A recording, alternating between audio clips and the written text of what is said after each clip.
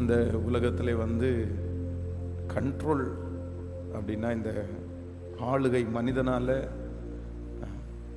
மனிதனால் ஆளுகை செய்ய முடியாத சில காரியங்கள் இருக்கிறது. அதில் ரொம்ப முக்கியமானது என்ன அப்படின்னு சொன்னால், இந்த தண்ணீர், தீ, நெருப்பும் தண்ணீர், இது ரெண்டையும் மனுஷனால் கண்ட்ரோல் பண்ண முடியாது. அவருடைய கண்ட்ரோலுக்கு மிஞ்சி செயல்படுவது தான் இது ரெண்டும். ஆனால் வேதம் சொல்லுகிறது, இவை எல்லாவற்றையும் ஆண்டவர் தம்முடைய கரங்களிலே கர்த்தர் வைத்திருக்கிறார். ஸோ மழையை அவர் அனுப்புகிறார், அவர் அக்கினியினுடைய சீற்றத்தை அவர் குறைக்கிறார். அப்போது சில நேரங்களில் எல்லாம் நம்மளால் செஞ்சிட முடியாது, நம்ம கண்ட்ரோல் பண்ணிட முடியாது. சிலர் பெரிய பெரிய திட்டங்களை போடுவார்கள். ஸோ இப்படி ஒரு திட்டம் இருக்குது, இந்த மாதிரி நம்மளாக ஒரு கணக்கு போட்டு செய்கிற ஒன்று இருக்கிறது. ஆனால் எல்லாத்துலேயும் நம்மளால் என்ன பண்ண முடியாதுன்னா கணக்கு போட முடியாது. நம்ம இன்றைக்கி மதியானம் சமைக்கிறதுக்கு வேணால் ஒரு கணக்கு போட்டு இவ்வளோ அரிசி போடணும், இவ்வளோ பருப்பு நம்ம போடலாம் அப்படின்னு சொல்லி நம்ம ஒரு கணக்கு வச்சுருக்கலாம். ஆனால் நம்முடைய வாழ்க்கையில் இருக்கிற மிக முக்கியமான சில காரியத்திற்கு நம்மளால் கணக்கு போட முடியாது. ஆனால் நம்ம மனிதர்கள் எல்லாத்துலேயும் நம்ம கணக்கு போடணும் அப்படின்னு நினைக்கிறோம். பொதுவாக பாருங்களேன், பிள்ளைகளை சிலர் படிக்க வைக்கும்போது என்ன சொல்லி படிக்க வைப்பாங்க அப்படின்னு சொன்னால், நீ ஒரு டாக்டராக போகிற அப்படின்னு. அந்த கனவு தவறல்ல, அந்த கனவு அவங்க மனசில் நினைக்கிறது தவறல்ல. ஸோ அதற்கு தகுந்த மாதிரி ஒரு படிப்பினையை படிக்க வச்சு அவர்களுடைய மனதில் ஒரு திட்டத்தை போடுறாங்க. அதே போல் ஒரு திருமணம் ஆகும்போது ஒரு பையனை பார்த்த உடனே, இந்த பையன் என் பொண்ணை கல்யாணம் பண்ணால் கரெக்டாக இருக்கும், என் பையன் இந்த பொண்ணை கல்யாணம், அப்போ அவங்களுக்குன்னு ஒரு திட்டம், ஒரு கணக்கு ஒன்று போடுகிறார்கள். ஆனால் இந்த கணக்கு எப்பொழுதுமே என்ன ஆகாது அப்படின்னு சொன்னால், அது ஒர்க் அவுட் ஆகாது. அதை நம்மை குறித்து நிறைய கணக்குகளை நீங்கள் வைத்திருக்கலாம். சிலர் இந்த கணக்குகள் தோற்று போகும்போது அவங்க நினைக்கிறது மாதிரி, அவங்க போட்டது மாதிரி நடக்காத உடனே ரொம்ப அப்செட் ஆகிடுறாங்க, ரொம்ப வருத்தப்படுறாங்க. சார், நான் ஒன்று போட்டால் அது ஒன்று நடக்குது, நான் ஒன்று நினச்சா அது ஒன்று நடக்குது, நான் இப்படிலாம் நினச்சேன், ஆனால் இது இப்படி போகும்னு நான் நினைக்கவே இல்லையே, இந்த பையனை குறித்து நான் இப்படி நினைக்கலையே, இந்த பொண்ணை குறித்து நான் இப்படி நினைக்கலையே, நான் இப்படிலாம் கணக்கு போட்டேன் அப்படின்னு சில நேரங்களில் நம்முடைய கணக்குகள் தவறாய் போகலாம். ஆனால் ஒன்று நினைத்து கொள்ளுங்கள், நம்முடைய கணக்கு தப்பாக போகிறத குறித்து நம்ம கவலைப்பட வேண்டியதில்லை. அவர் நம்மை குறித்து வைத்திருக்கிற திட்டங்கள், அந்த திட்டத்துக்குள்ள, அந்த கணக்குக்குள்ள நம்ம இருந்துட்டோம்னா அதுவே நமக்கு ஒரு சிறந்த வாழ்க்கை. ஸோ நம்ம ஆண்டவருடைய சமூகத்தில் என்ன ஜெபிக்கணும் அப்படின்னு சொன்னால், ஆண்டவரே, என்னுடைய திட்டங்கள் முறியடிக்கப்படலாம், என்னுடைய கணக்குகள் நான் நினைத்தது மாதிரி நடக்காமல் இருக்கலாம், ஆனால் ஒன்று நீர் செய்யும், உம்முடைய திட்டத்துக்கு அதான் ஏற்ற காலத்தில் அவர் உங்களை உயர்த்தும்படிக்கு அவருடைய பலத்த கைக்குள்ள அடங்கி, ஸோ அவருடைய கணக்குக்குள்ள நம்ம இருக்கிறது பெருத்த ஆசீர்வாதம். அப்போ எப்போவுமே ஒரு தேவனுடைய பிள்ளை ஜெபிக்கணும். சில நேரத்தில் ஆண்டவருடைய கணக்கை விட்டுட்டு நம்மளால் மிஞ்சி வெளியே வர முடியும். அது எப்படி பாஸ்டர் வர முடியும் அப்படின்னு கேட்டால், ஆண்டவர் ஒரு திட்டம் வச்சுருப்பார். இந்த இடத்துல நீ அடங்கி இருக்கணும், இந்த இடத்துல நீ பொறுமையாக இருக்கணும், இந்த இடம்தான் உனக்கு நான் வச்சுருக்கிறது, பட் நீ நினைக்கிறது மாதிரி இருக்காது. அப்போது அந்த இடத்துல ஆண்டவர் ஒரு கணக்கை போட்டு நம்ம வைக்கும்போது அங்கே வருகிற சூழ்நிலைகளை பார்த்து நம்ம ஓடிட முடியாது, இல்லைன்னா வேற எந்த முடிவையும் எடுத்துட முடியாது. அதுதான் கர்த்தருடைய கணக்குக்குள்ள அடங்கி இருக்கிறது. யோசேப்பை குறித்து வேதம் சொல்லுகிறது, அவனுடைய தகப்பனார் அவனை குறித்து ஒரு கணக்கு வச்சிருக்கிறார், ஒரு திட்டம் வச்சிருக்கிறார். அவனுக்கு எல்லாத்தையும் சொல்லி கொடுத்தார். அவனை அவனுடைய சகோதரர்கள் மத்தியிலே தலைவனை போல அவங்க அப்பா வச்சிருந்தார்.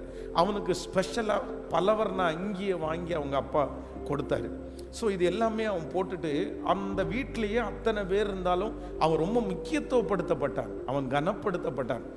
ஏன்னா அவங்க அப்பா அவன் மேலே ஒரு பெரிய கணக்கு ஒன்று வச்சிருக்கிறார், என் பிள்ளைக்கு இப்படி தான். ஆனால் வேதம் சொல்லுது, தன்னுடைய தகப்பனாருக்கு திடீர்னு ஒரு ஷாக்கான ஒரு நியூஸ் என்ன அப்படின்னா, அவர் போட்ட எல்லா கணக்குகளும் மூடப்பட்டது மாதிரி தன்னுடைய பிள்ளையை குறித்து வைத்திருந்த திட்டம், தன்னுடைய பிள்ளையை குறித்து வைத்திருந்த எதிர்காலம், இது எல்லாமே ஒரே நிமிஷத்தில் அவனுடைய கூட பிறந்த சகோதரர்கள் என்ன பண்ணுறாங்கன்னா கொண்டு வந்து ட்ரெஸ்ஸை அவங்க அப்பா கையில் கொடுத்து, இது உங்கள் பிள்ளையினுடைய ட்ரெஸ்ஸாக பாரும் அப்படின்னு அவனுடைய கையில் கொடுத்த உடனே தன்னுடைய பிள்ளை மேலே அவன் என்னென்ன யோசிச்சு வச்சிருந்தானோ எல்லாமே ஒரே நிமிஷத்தில் அப்படியே உடஞ்சிருச்சு, அப்படி சுக்குநூறாய் சின்ன பின்னமாக்கப்பட்டுருச்சு.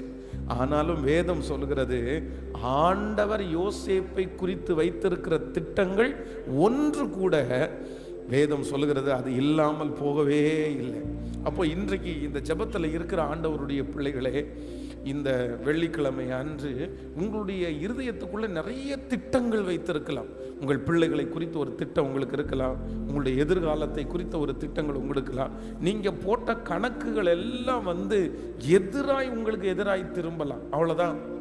இனி அந்த கணக்கு நிறைவேறாது அப்படின்ற ஒரு சூழ்நிலைக்குள்ளாக நீங்கள் வந்திருக்கலாம். என் பிள்ளையை குறித்து நான் இப்படியெல்லாம் கனவு கண்டேன், நான் இப்படியெல்லாம் யோசித்தேன், ஆனால் கண்டிப்பாக இதெல்லாம் நடக்கிறது மாதிரி எனக்கு தெரியல அப்படின்னெல்லாம் உங்களுடைய மனசுக்குள்ளே நீங்கள் நினைக்கலாம். ஆனால் வேதம் சொல்லுகிறது, இன்னைக்கு இந்த ஃபஸ்ட் இந்த உபவாச ஜெபத்தில் நம்ம எல்லாரும் என்ன ஆண்டவரிடத்தில் சொல்ல போகிறோம்னா, ஆண்டவரே என்னுடைய கனவுகள் நடக்காட்டி பரவாயில்ல, என்னுடைய திட்டங்கள் நடக்காட்டி பரவாயில்ல, ஆனால் என்னை குறித்து, என் குடும்பத்தை குறித்து, என் பிள்ளையை குறித்து உங்கள் திட்டம் நிறைவேறட்டும் அப்படின்னு அவருடைய கைக்குள்ளே நம்ம கொடுத்துட்டோம் அப்படின்னு சொன்னால் கண்டிப்பாக நான் நம்புகிறேன் அவருடைய திட்டம் நம்மை குறித்தும் நம்முடைய பிள்ளைகளை குறித்தும் குறைவாக இருக்காது, மகிமையாக இருக்கும் அப்படின்னு நான் நம்புகிறேன். அது நம்ம நினைக்க முடியாத அளவிற்கு நம்ம மனசுக்குள்ள நம்ம போட்ட கற்பனையை விட பல மடங்கு அதிகமாய் அந்த ஆசீர்வாதம் நமக்கு இருக்கும். அப்போ நம்முடைய திட்டங்கள் நடக்காத போது, நம்முடைய கனவுகள் நடக்காத போது எந்த ஆண்டவருடைய பிள்ளைகளும் சோர்ந்து போகவே வேண்டாம். சில நேரங்களில் நம்முடைய கனவு சாதாரணமானதாக இருக்கும், நம்முடைய கனவு நமக்கு பெருசாக தெரியும். ஆனால் ஆண்டவருடைய பார்வைக்கு அந்த கனவு ரொம்ப சின்ன கனவு. நான் பாருங்களேன், நான் சில நேரங்களில் நான் நினைப்பேன், நான் ஒரு பெரிய கனவோடு வாழ்ந்தேன். என்ன கனவு அப்படின்னு சொன்னால், எங்கள் ஊரில் ரொம்ப ஃபேமஸ் ஆனது என்ன அப்படின்னா இந்த புல்லட் பைக். ஸோ இந்த ராயல் என்ஃபீல்டு பைக், இந்த பைக் ரொம்ப ஃபேமஸ். அப்படின்னா பெரிய பெரிய கோடீஸ்வரர்கள், பணக்காரர்கள், பெரிய பயில்வான்கள் அவங்க இந்த புல்லட் பைக்கை ரொம்ப ஸ்லோவாக ஒரு 30 கிலோமீட்டர் ஸ்பீடில் ஓட்டிகிட்டு வருவாங்க. அதுவாக சவுண்டு குட்டு குட்டு குட்டு குடுன்னு கேட்கும். அப்போ நம்ம கண்டுபிடிச்சிருவாங்க. அங்கேருந்து நான் செங்கல் சோலையில் வேலை பார்த்ததுனால அந்த ஓனர் அதை வச்சுருந்தார். உடனே இங்கேருந்து கண்ட்ராக்ட் வர்றாரா, ஓனர் வர்றாரா அப்படின்னு கத்துவாங்க. ஏன்னா அந்த பைக்கினுடைய சவுண்டை வச்சு உடனே எனக்கு ஒரு கனவு வருது. நம்ம பார்த்த உடனே ஒரு கனவு வருது, சே இந்த மாதிரி ஒரு நாள் நம்மவும் ஒரு புல்லட்டு வாங்கி அதில் குட்டு குட்டு குட்டு குடுன்னு சவுண்டு கேட்டுட்டு நம்மளும் அந்த மாதிரி வரணும் அப்படின்னு ஒரு பெரிய கனவு. ஸோ அந்த கனவுக்காக உடனே பிரயாசம் எடுக்கிறது. அப்படின்னா நம்ம நல்லா சம்பாதிக்கணும், அப்படின்னா நம்ம நிறைய வேலை செய்யணும் அப்படின்ற ஒரு எண்ணம் சின்ன வயசுலேயே வருது. இது ஒரு பெரிய கனவு, ஒரு பெரிய திட்டம், எனக்குள்ளே இருந்த ஒரு பெரிய திட்டம். ஸோ அது மனிதர்களை பார்த்து இந்த மனுஷன் இருக்கிறானே, நம்ம அந்த மாதிரி வரணும் அப்படின்னு நினைப்போம். ஆனால் ஒரு காலகட்டம் வரும்போது பார்த்தீங்கன்னா உயிர் பிழைச்சா போதும் அப்படின்ற ஒரு சூழ்நிலைக்கு தள்ளப்பட்டேன். இந்த கனவை குறித்து எண்ணமே இல்லை, கனவெல்லாம் பறந்து போயிடுச்சு. வண்டி வாங்கணுன்ற என்ன, இன்னைக்கு இப்போ இருக்கிற சிச்சுவேஷன் என்ன அப்படின்னா, பிழைச்சா போதும், சாகாம இருந்தா போதும், வண்டி ஓட்டுறதெல்லாம் அப்புறம். உயிர் கிடைக்குமா, உயிர் மிச்சம் வருமா, நம்ம பிழைப்போமா, செத்துருவோமா, இல்லை இந்த வியாதி நம்மளை கொன்றுமா அப்படின்ற ஒரு சூழ்நிலைக்கு தள்ளப்பட்டாச்சு. அப்போ எல்லா கனவுகளும் அப்படியே மூடப்பட்டு இனி கனவே காண முடியாதுன்ற ஒரு சூழ்நிலை. ஆனால் இன்று இந்த பலிபீடத்தில் நிற்கும்போது நான் நம்புறேன், ஆண்டவர் எவ்வளவு நல்லவர். அந்த கனவு இல்லடா, நீ நினைச்சதில்லை, உன்னை குறித்து நான் ஒரு பெரிய கனவு, ஒரு பெரிய திட்டத்தை, ஒரு பெரிய கணக்கை நான் வைத்திருக்கிறேன் என்று ஆண்டவர் எனக்கு இன்றைக்கு உங்க முன்னாடி நிறுத்திருப்பார். ஆனால் நான் நம்புறேன், உங்க இருதயம் கொஞ்சம் கூட கலங்க வேண்டாம். உங்களுடைய கனவுகள் நான் என்ன பெருசாவா நினைச்சேன், நான் இப்படி தானே நான் நினைச்சேன், கொஞ்சம் நான் மற்ற பேரண்ட்ஸ் மாதிரி ஒன்றும் நினைக்கல, என்னுடைய பிள்ளைக்கு பெரிய கோடீஸ்வர மாப்பிள்ளை வேணும் அப்படின்னு நினைக்கல. அப்படி உங்களுடைய கனவு உங்களுக்கு தகுந்தது போல கூட நீங்கள் இருக்கலாம். நான் இப்படி தான் நினச்சேன் பாஸ்டர், நான் பெருசாக ஒன்றும் ஆசைப்படலை. அதுவே நடக்காத போது நான் என்ன பண்ண முடியும் அப்படின்னு உங்கள் மனசு சொல்லுமானால், சில நேரங்களில் ஆண்டவர் உங்களை கூட்டிகிட்டு போகிற பாதை அப்படி தான். நீங்கள் நினச்சிருக்கிறது கூட நடக்காத ஒரு பாதையில் கூட்டிகிட்டு போகிறத நினச்சி நீங்கள் கொஞ்சம் கூட வருத்தமே படாதீங்க. கண்டிப்பாக நிச்சயமாய் ஒரு நாள் வரும், நிச்சயமாய் ஒரு முடிவு உண்டு. வேதம் சொல்லுகிறது, நம்முடைய கண்ணீருக்கு ஒரு முடிவு உண்டு, நம்முடைய ஜெபத்திற்கு ஒரு முடிவு உண்டு, நிச்சயமாகவே முடிவு உண்டு. உன் நம்பிக்கை வீண் போகவே போகாது. ஹல்லேலூயா. கைகளை உயர்த்தி ஒரு ஹல்லேலூயா சொல்லலாம்.